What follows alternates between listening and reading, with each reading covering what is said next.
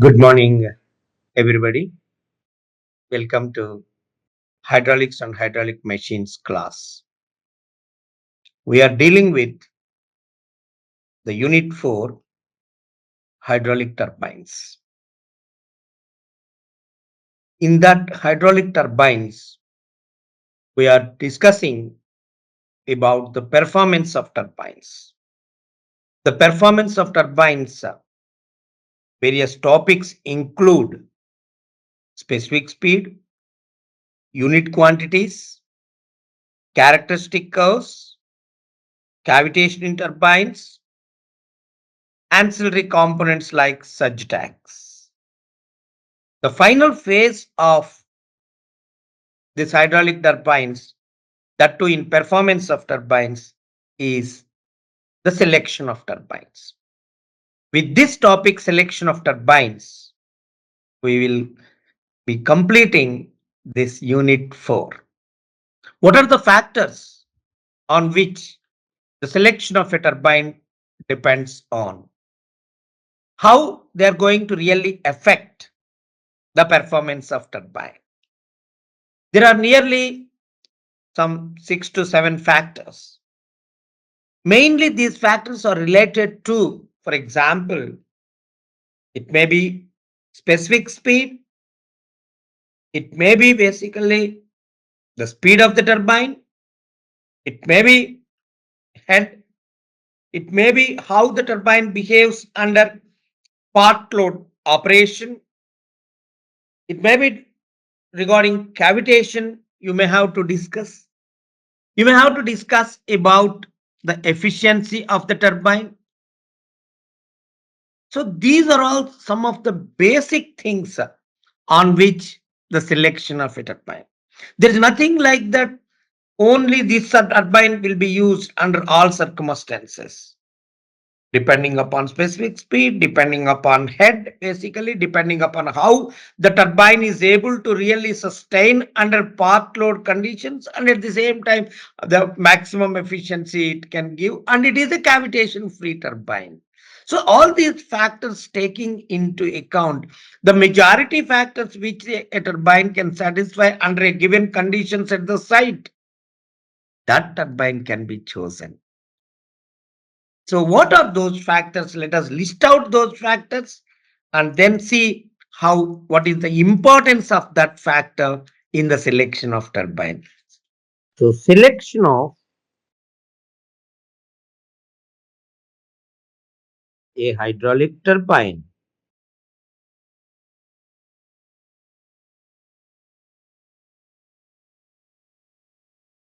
Now let me talk about what are the factors. Number one is the specific speed.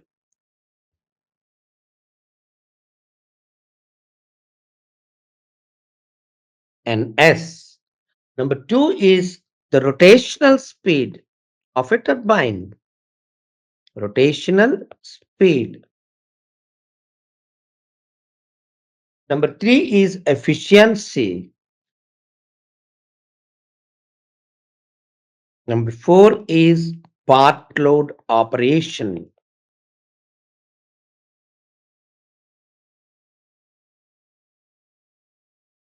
Number five is cavitation.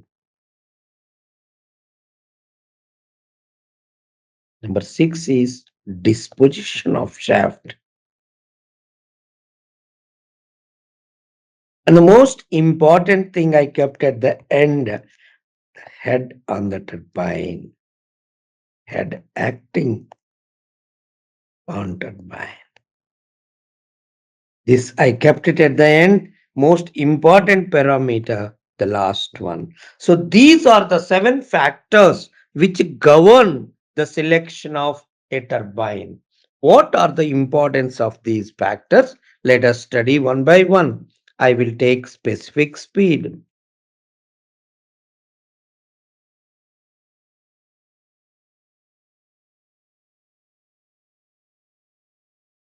For example, let us assume a condition where there is low head and output required is large. This is the condition prevailing in the field. There is low head, and at the same time, the output that is required is large. Hence, in such a circumstances, you need to go for high specific speed turbine. You have to specify take high specific speed turbine. So high specific speed turbine is essential when there is low head and output expected from it, the power developed by it is large. So this is must. I do. If suppose you don't go for high specific speed, what is the problem? The moment if you don't take the high specific speed turbine, what happens is the size of the turbine, the size of the turbine will be large, will be large. Then naturally the cost will be large, cost will be high. The size of generator, the size of the generator is large. Again, cost is high. The space requirements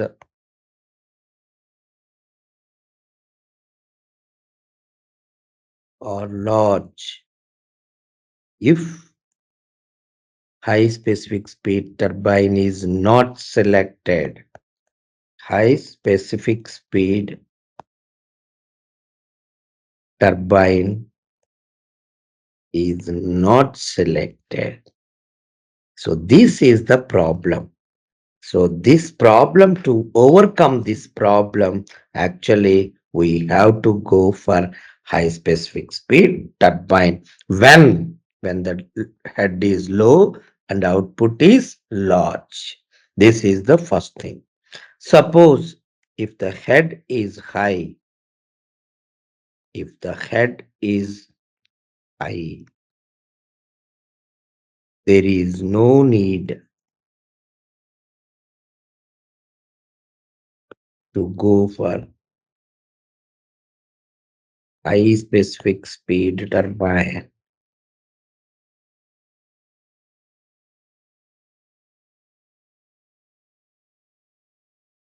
This is regarding the specific speed. So that's why please remember, actually when the head is very high, you don't need to go for high specific speed turbine. So even at normal rotational speed also, naturally the turbine will be able to give maximum output. So that is why when high specific speed turbines are preferred, that you should remember. So this factor use utility is to that extent. What is the second factor? Rotational speed.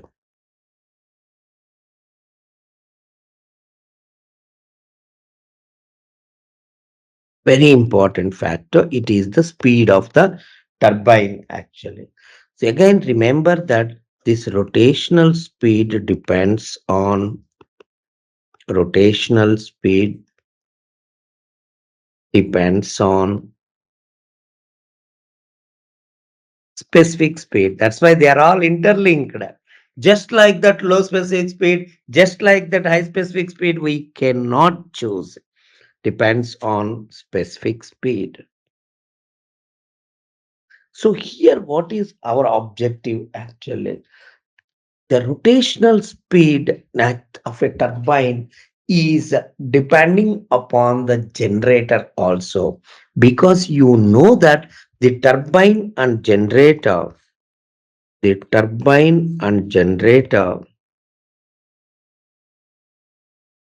are coupled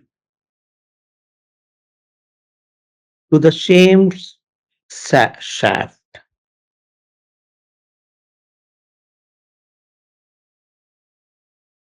The generator speed, the generator speed depends on the frequency, because already we know that is basically F is equal to Pn by 60 frequency. and number of pairs of poles.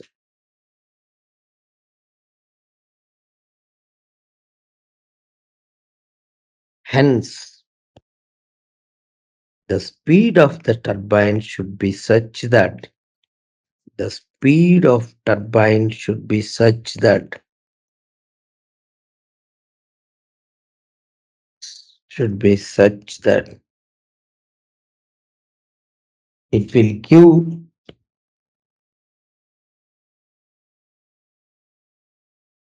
synchronous speed because they are both coupled.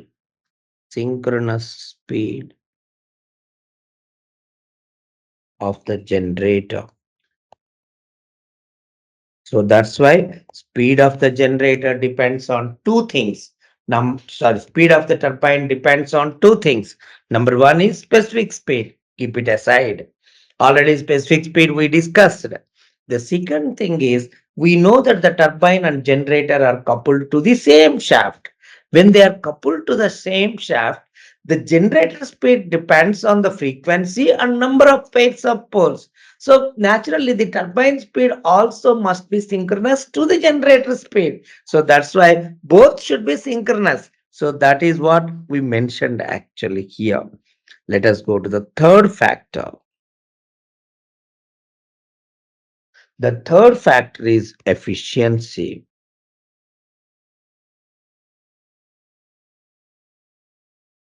The turbine selected, generally, what is your objective? The turbine selected should be how?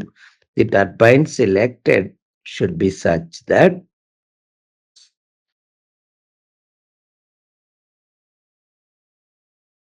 it gives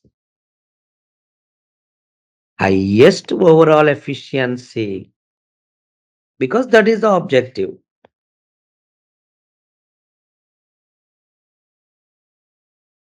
Then what is the fourth factor? The fourth factor is part load operation. This is again very crucial point. Part load operation. What happens is generally if we are operating under normal load, general this is in general at normal load, the efficiency is high. But if the load is decreased or increased, the efficiency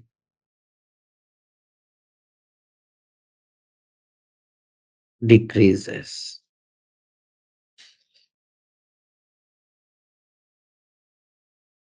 Hence, actually, we the turbine selected should be such that the turbine selected should be such that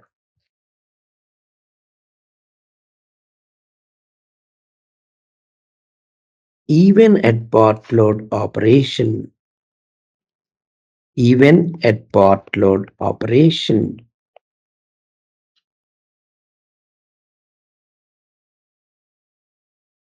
it gives maximum efficiency. That is the objective. Only select such type of turbine. Then next factor is cavitation. The moment I speak cavitation, cavitation is only in reaction turbines. The installation of the hydraulic turbines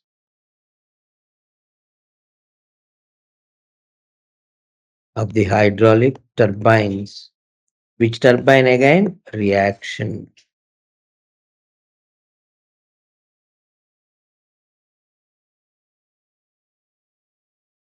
over the tail race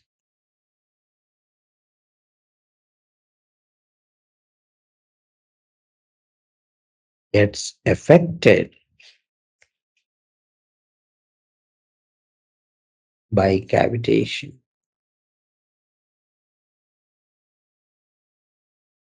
Hence, the turbine selected. How the turbine selected should be such that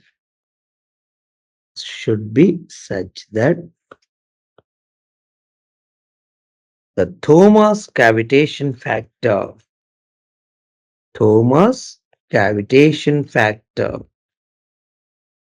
that is sigma, should be always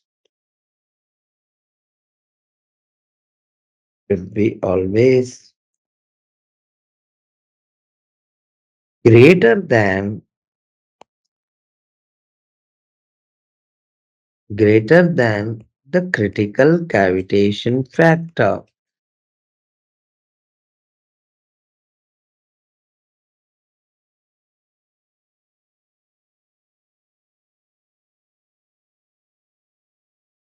Kindly remember it. It has always should be greater than. So this is as far as cavitation is concerned. Then generally disposition of shaft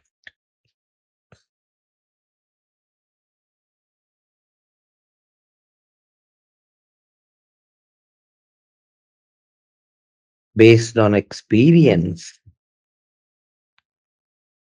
Based on experience, vertical shaft arrangement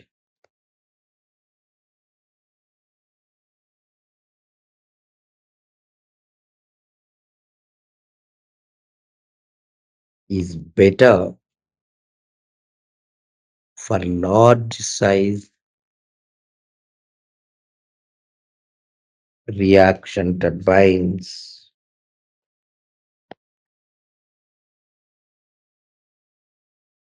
However,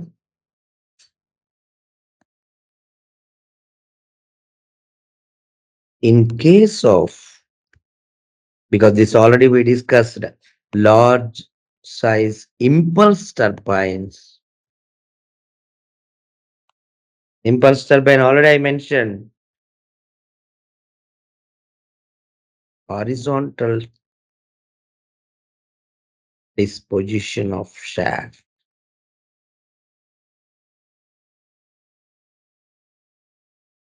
is preferred, right? So this is last point, which is I told very, very important for me. I told the head. Head is very, very important. The head acting on the turbine. What is this? For example, first I will take very large heads. Very large is not a correct word. Better we use high. Okay. Very high head.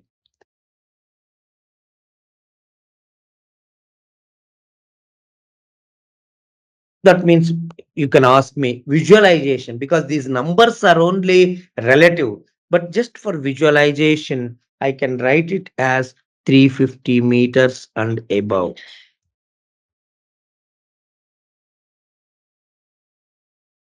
This 350 is not exactly 350. Don't talk like that. It is only a relative thing. Only for understanding sake, very large head means what? Or very high head means what? For that sake only I am talking about. In such a circumstances, actually, we go for Pelton turbine. Please note that first. Then coming to the second point, high head.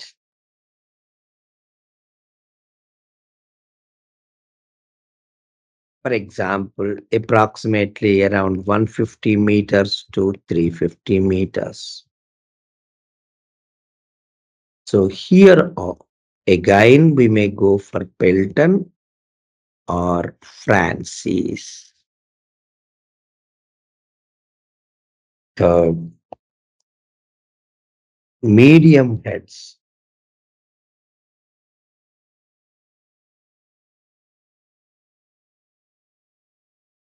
Medium heads means what do you mean by that? Around 60 meters to 150 meters.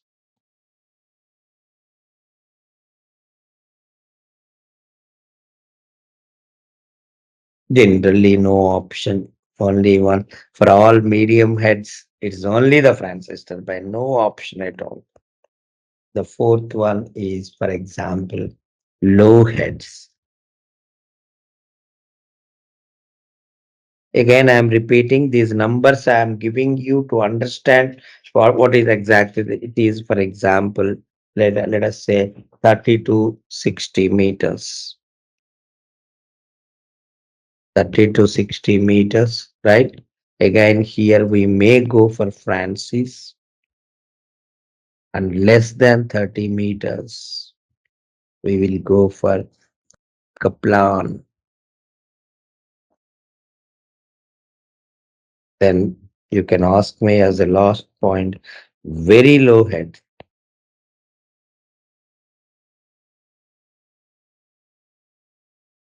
For example, generally, very low heads means this less than basically some 2 to 15 meters.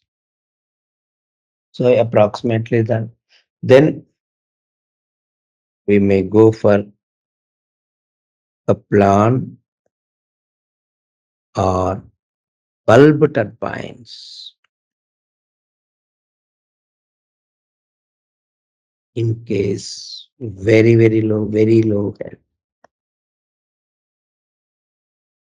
By choosing this, it's not just a head alone, the head plus specific speed, rotational speed. So, all these factors together, we may have to take it because at the end of the day, the objective is finally what if we want actually, it is any turbine which we select. Number one is low cost, right? This is first thing. Then basically compact, right? Then what we want actually, second, third thing is a part load operation because it should be able to part load operation. Hmm. Then wide range of heads,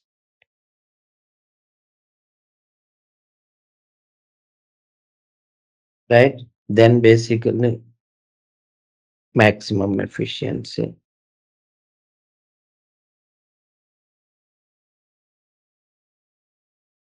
cavitation free.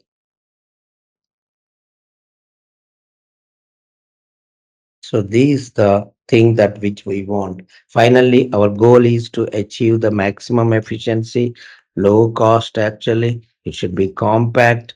Actually, the site requirements also shall be less. So these are the things that govern for us at the end of the day while selecting the turbine. So keep in mind those things, and we need to work on how to basically select the turbine. So this topic this completes to me the selection of turbines, and this is the last topic, and then we will go into the fifth unit after this. Thank you very much. All the best to you. Like, share, and subscribe. Hit the bell icon for more updates.